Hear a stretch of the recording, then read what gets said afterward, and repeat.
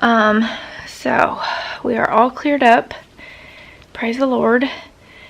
But I'm still on steroids, so I'm a little worried of how it's going to be when I am not on the steroids.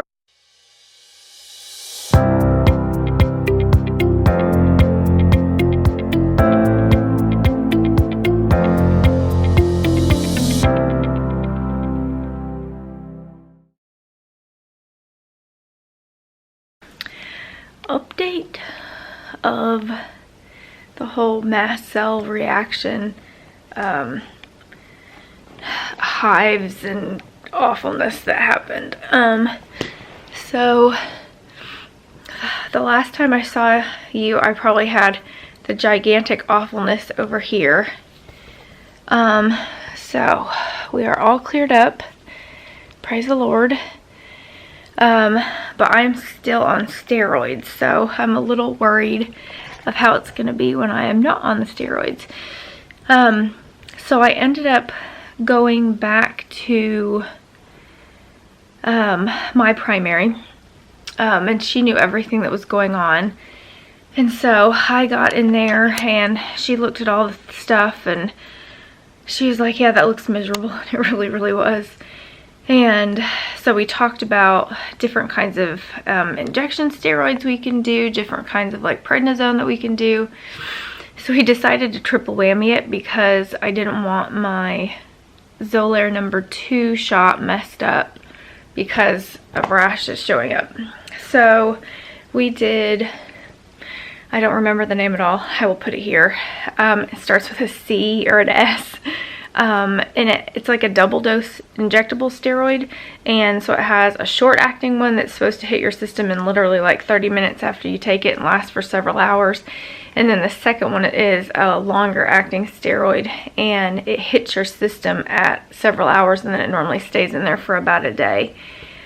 I was still ice packing, I was still Benadryling it, so finally about 24 hours after those double doses I was finally able to take a deep breath. So that's the longest it's ever taken for it to happen, which is not exactly comfy in any way, shape, or form.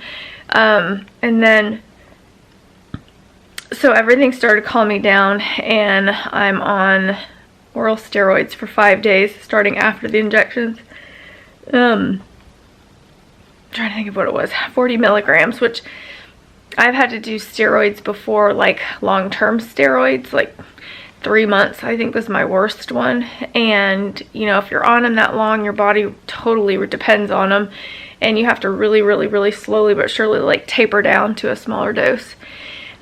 This one, just because I was on it for a week, I was told I didn't have to. A week, not a week, that's totally different. And so I'm actually going to taper the last couple days, just to make sure, because every morning that I wake up, because I'm warm being in bed, I'm irritated. Like, I still feel like my skin's crawling. I'm not taking Benadryl. I haven't since Friday, which was Xolair, which I'll get to in a minute. So I have 2 more days of steroids and I'm a little concerned because it's so irritated in the morning. Any type of warm is making me just like skin crawls. It's just awful. So anyway, so we will cross our fingers that it goes away and it's okay and I don't have to worry about it again. Oh, Lordy, it was really, really, really rough. It kind of took any extra energy that I had last week and I didn't have any to spare, so I was throwing spoons like crazy business.